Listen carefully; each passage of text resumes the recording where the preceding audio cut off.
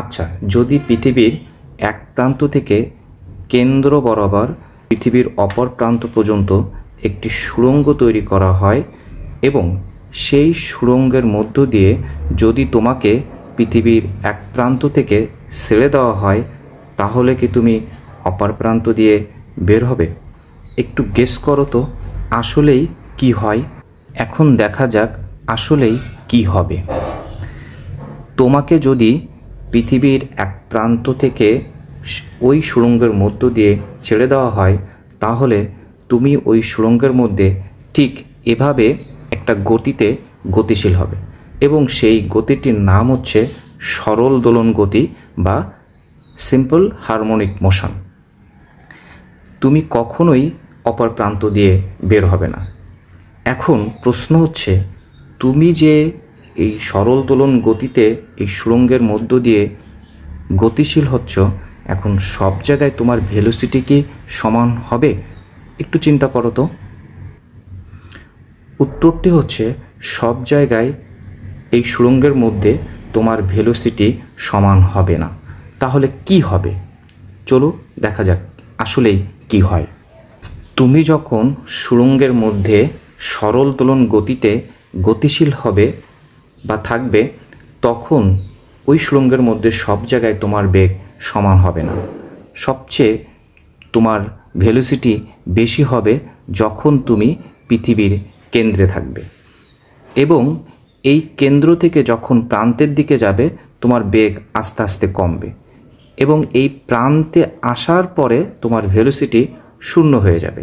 আবার এই প্রান্ত থেকে যখন পৃথিবীর কেন্দ্রের দিকে যাবে, তখন তোমার বেগ আবার বাড়তে থাকবে।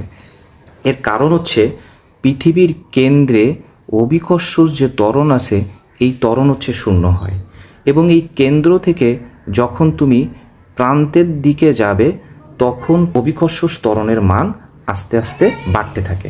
এই কারণে কেন্দ্রে ত্বরণ না থাকার কারণে তোমার ভেলোসিটি সবচেয়ে বেশি হবে এবং কেন্দ্র থেকে যখন তুমি প্রান্তের দিকে যাবে, অভিকর্ষজ ত্বরণ বাড়ার কারণে তোমার বেগ আস্তে আস্তে কমতে থাকবে এবং প্রান্তে পৌঁছানোর সাথে সাথেই তোমার বেগ শূন্য হয়ে যাবে এবং তুমি এই সুড়ঙ্গের মধ্যে ঠিক এভাবেই সরল দোলন গতিতে গতিশীল থাকবে।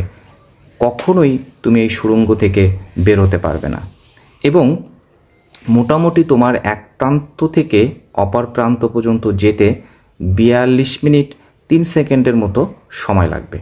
এখন সবচেয়ে মজার বিষয় হচ্ছে, এই সুড়ঙ্গটি যদি পৃথিবীর কেন্দ্র বরাবর না করে অন্য যে কোনো দুই প্রান্তের মধ্যে করা হয়, ঠিক এরকম যদি অন্য কোনো প্রান্তের মধ্যে করা হয় বা আরও একটু আমি ছোট করে দিলাম, এরকম যদি করা হয় এবং সেক্ষেত্রেও তোমার পৃথিবীর এক প্রান্ত থেকে অপর প্রান্ত পর্যন্ত যেতে ওই একই সময় অর্থাৎ 42 মিনিট 3 সেকেন্ডের মতো সময় লাগবে।